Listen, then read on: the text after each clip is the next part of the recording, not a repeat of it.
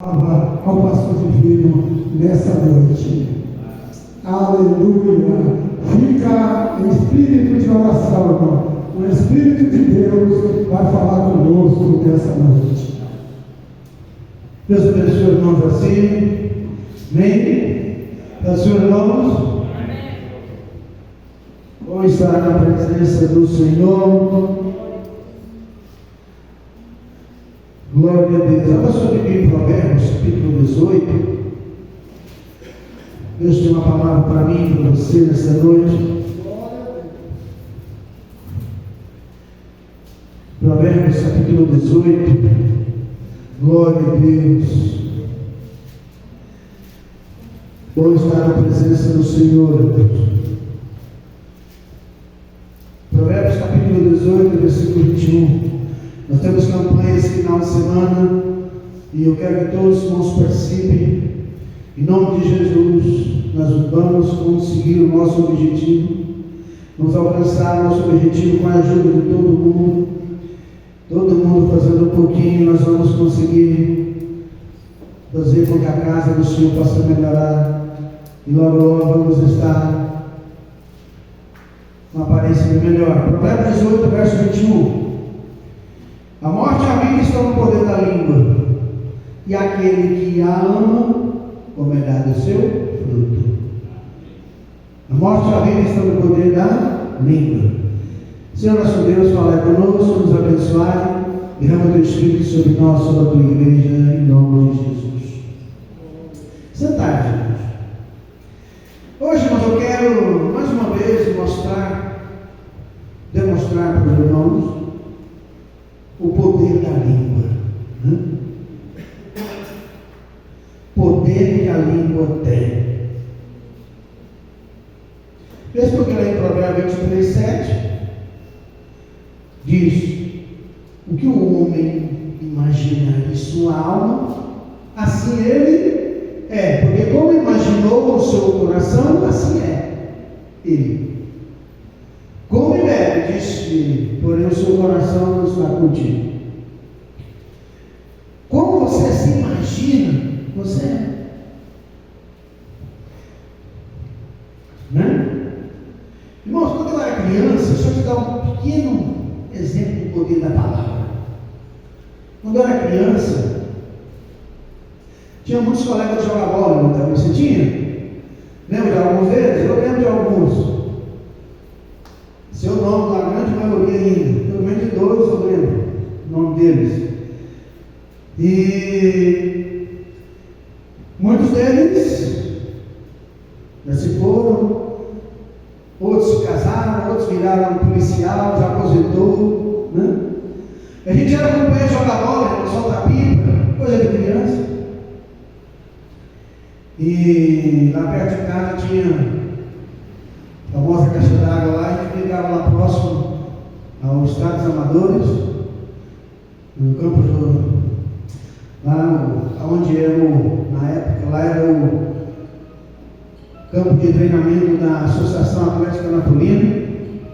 Então a gente jogava bola por ali. E teve uma época, irmãos, você não vai acreditar, mas eu vou te falar assim mesmo, que todo mundo deu pior. Já deu pior?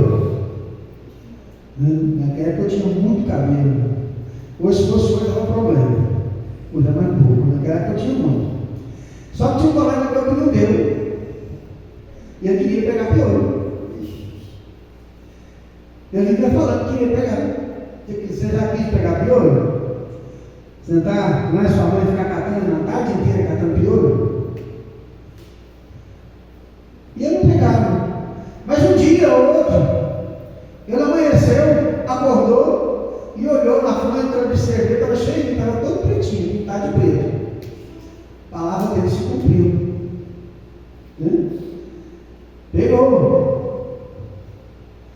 O que você fala, as suas palavras têm poder demais. O que nós lemos aqui em Provérbios 18, 21 é real. Né? A morte e a vida estão no poder da língua. Então eu quero te falar como as suas palavras têm poder.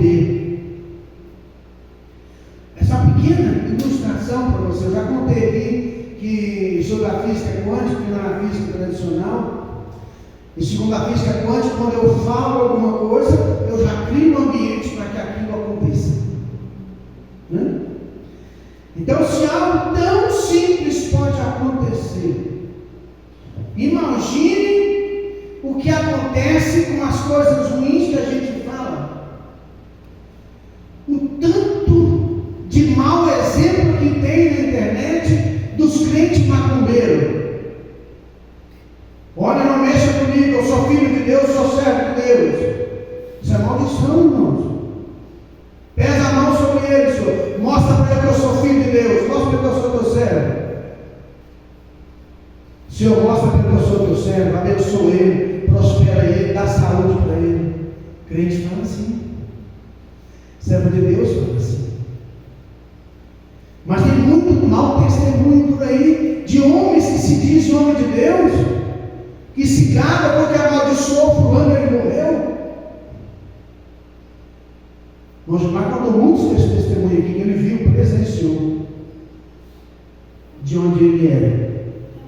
A gente fala tanta coisa sem pensar, irmão, depois fica bravo, porque acaba acontecendo. Só que nós pedimos e aconteceu. O que é clamar? Não é você fazer um clamor, uma competição. O que é reclamar? Pedir em dobro. Você está reclamando, você está pedindo em dobro para aquela coisa piorar. Se eu estou passando por uma luta, por uma dificuldade, e eu quero que essa luta piore, eu quero que a minha situação piore. Quanto mais reclama, mais piora.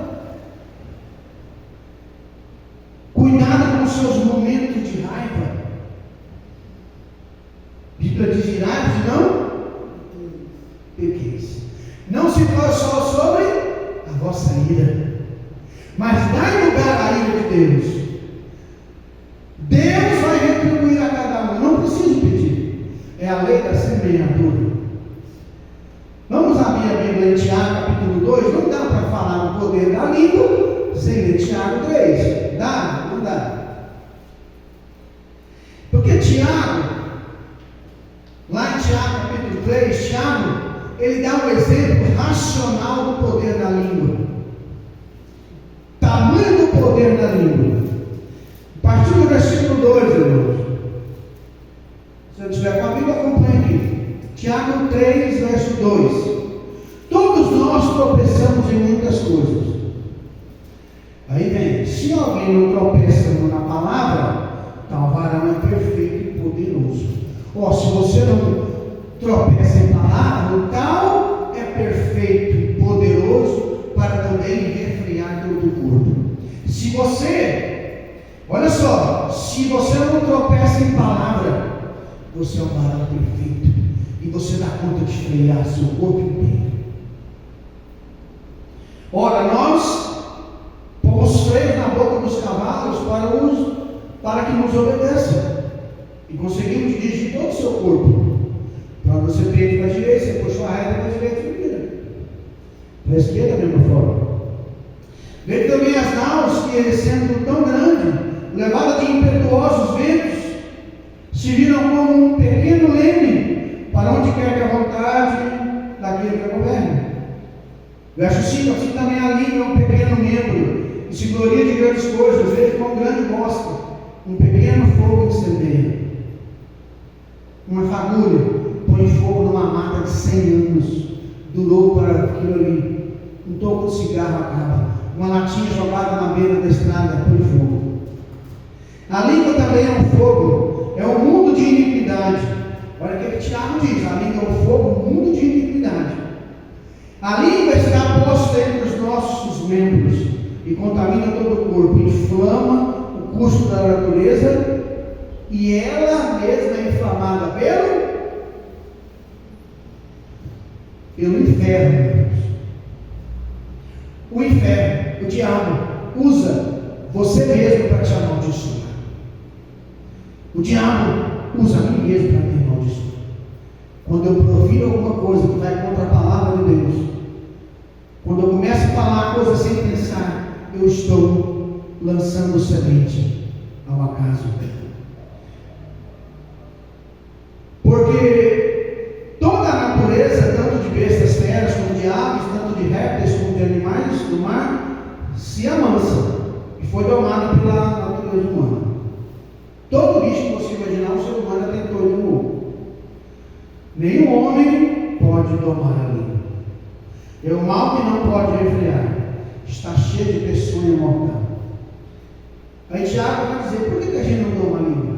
Com ela a gente bendizimos a Deus e Pai, e com ela amaldiçoamos os homens feitos à imagem e semelhança de Deus. Aí verso 10, de uma boca procede bênção e maldição. Meus irmãos, não convém que isso se faça assim. Se a Bíblia diz tanta coisa sobre a língua, que ela é inflamada pelo inferno, que no verso 8, nenhum homem pode adomá-la, isso quer dizer que você precisa buscar o Espírito Santo para ele dizer, Senhor, me dê domínio próprio sobre a minha boca.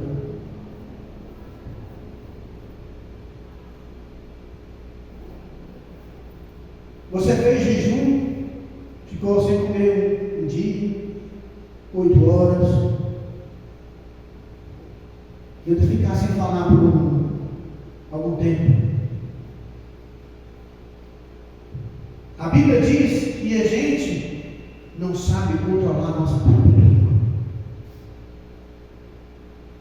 A gente usa para agradecer a Deus, e daí que a gente agradece, a gente está feliz, e o ser humano não pode viver de emoção, irmãos. Servo de Deus não vive de emoção. Hebreus capítulo 10, o meu justo viverá pela fé. Você vive da sua fé. Fé é crer. Fé não é sentimento, fé é crença. Eu creio, não é sentimento. Sentimento é quando eu estou emocionado. Como eu falei na terça-feira. Sentimento é paixão. Amor não é paixão. Amor é decisão. Eu decidi amar minha esposa. Com todas as qualidades. Que ela não tem defeito. Os defeitos que ela tem me completam. Falei isso para ela ontem. Então, mas você precisa entender que amor é decisão, é opção. Você decide amar. Paixão não, paixão é sentimento. Paixão, ela é motivada pela dopamina, que é a molécula do desejo, da conquista, do prazer. Quando a dopamina vai embora, a pessoa quer outra. Eu estava lendo hoje sobre a síndrome do Tarzan, dos casais que estão sendo acometidos. Falei, mas o que é isso? Aí a gente aprende que pregar alguém que vai observar tudo o tempo que é bom. Falei, o que é isso? Cortar.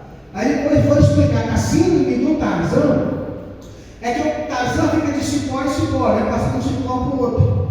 E aquilo deve gerar uma emoção tremenda. Então os casais que não conseguem parar, e antes de terminar um, ele vai pegar outro. E antes de acabar um relacionamento, pega outro. Não está satisfeito com nada. Lembra que o Tarzan, antes de largar o cipó, pega outro? Olha lá um desenho animado, você vai ver com mais precisão. Então, você precisa saber, olha que Tiago, capítulo 1, verso 19, o que Tiago diz? No capítulo 3 ele vai explicar o poder da língua, mas é no capítulo 1 que você vai entender. Verso 19: portanto, meus amados irmãos, todo homem seja pronto para ouvir, tardio para falar, e mais tardio ainda para se irar. Amém? Entenda uma coisa, irmãos. Eu preciso entender que eu tenho que ouvir, ser tardio para falar, tenho que pensar para falar, e mais tardio ainda para se irar.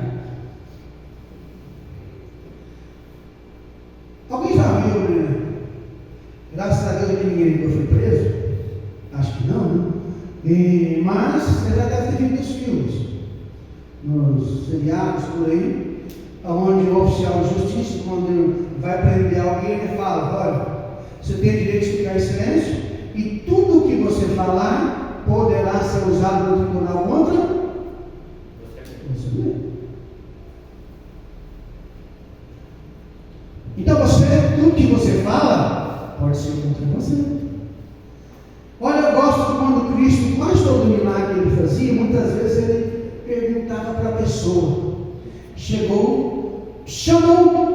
Deus serve. Amém? Então, Senhor, o que queres que eu te faça? O Senhor está perguntando para você, o que você quer? Por que você está aqui na igreja? O que você está fazendo aqui? O que você quer que eu te faça? A mulher do fluxo do sangue não esperou. Ela queria tomar posse. Ela sabia que ela não ia ter oportunidade e foi lá e tomou. Mas na maioria o Senhor perguntava. O Senhor pergunta para você o que você quer. Será que Cristo não sabia o que as pessoas queriam? Será que Ele não sabia que aquele homem cego, que dá para enxergar um cego de longe? Ele não sabia que Bartimeu era cego? Sabia. Então por que ele quis ouvir dos seus lábios? Porque ele quis saber, como Moisés falou, qual é o seu maior desejo? O que você quer? O que você está precisando, irmão?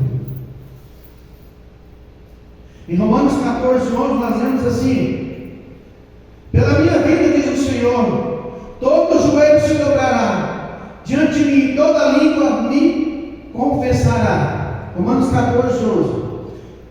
Pela minha vida, diz o Senhor, todo joelho se dobrará diante de mim, e toda língua confessará. Não está dizendo que toda língua saberá. Tem que confessar. As suas palavras têm poder.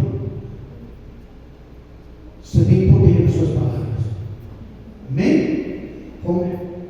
Romanos 12, Mateus 12. Presta bem atenção, irmãos.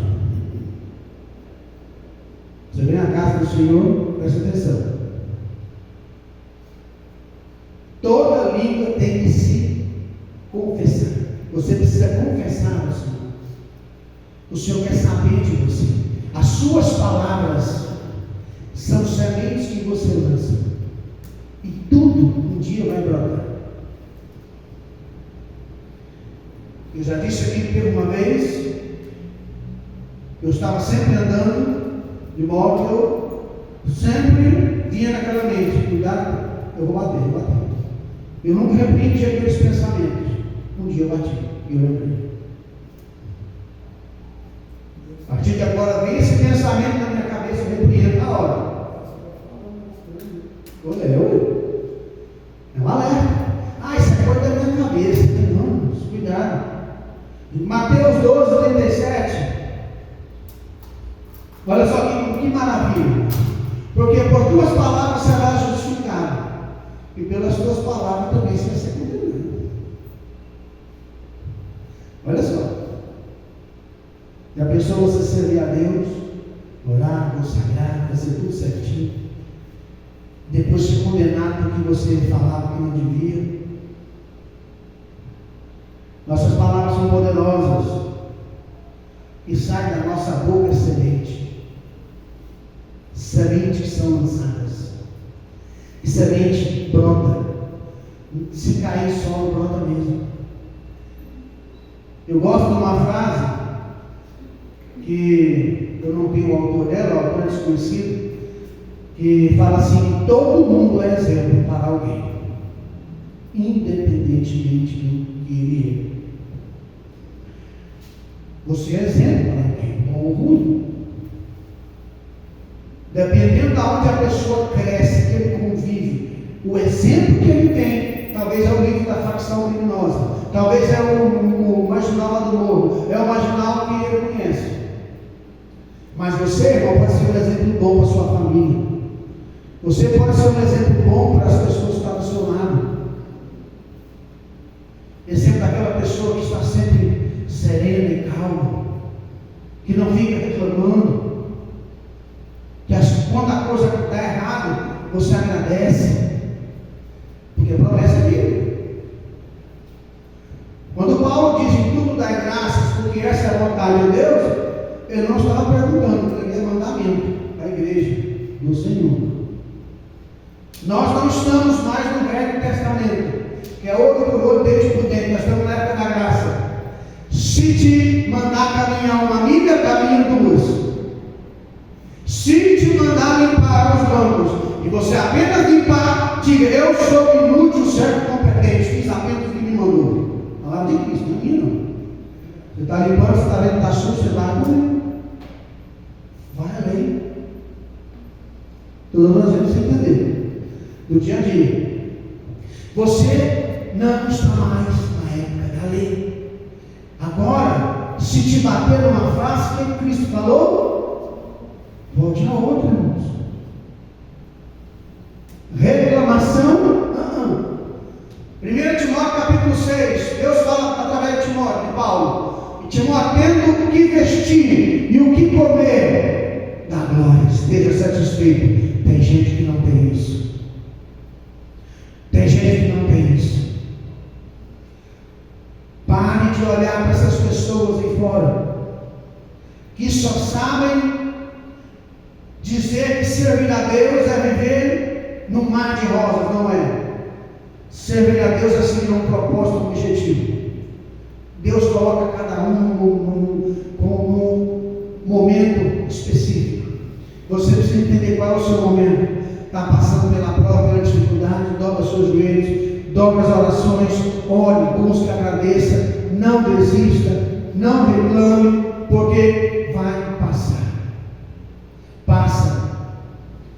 Tenha fé, mas sabe que as suas palavras têm poder. E eu não disse aqui, mas eu vou dizer: não se considere um derrotado. Para de ter pena de você. Tem hora que eu falo para minha esposa que pastor é sozinho, só ele. Eu estava mudando para cá, o pastor Rebeca falou: ó, é você e sua esposa. Depois aqui vai ser só vocês dois. E ele foi dito que certo, tem coisa que é só muito. Pastor é mais solitário que tudo. E tem hora que você achou que eu estou sozinho, mas eu lembro, eu sei que eu sou importante porque Cristo deu a vida por mim. E tem pessoas que dependem da minha oração, dependem da maneira que eu convivo, do meu convívio. Então pare de reclamar. Você é importante. Passe a profetizar coisas boas a seu respeito. O que é uma profecia? É algo que você quer que vai acontecer. É algo que não aconteceu ainda. Geralmente é algo que ninguém acredita. Você tem que acreditar. Mas tem que ser baseado na sua fé, na palavra. E a sua fé tem que ser embasada na Bíblia. Ah, eu creio, é só sentimento. Eu continuo crendo, mas eu não sei se vai cumprir. Mas aquilo que você fala é importante. Então, sejam poucas as suas palavras, diz Paulo. Vamos ficar em pé. Oremos, Senhor nosso Deus e Pai, obrigado por esta noite. Obrigado pela vida de cada família, cada lar aqui representado, Senhor. Pessoas, irmãos, que estão trabalhando amanhã, à tarde, à noite. Pessoas, irmãos, que nós estamos ajudando no próximo sábado, que a tua bênção seja sobre a tua igreja. Derrama a tua graça sobre nós, em nome de Jesus. Que o Senhor te abençoe em nome de Jesus.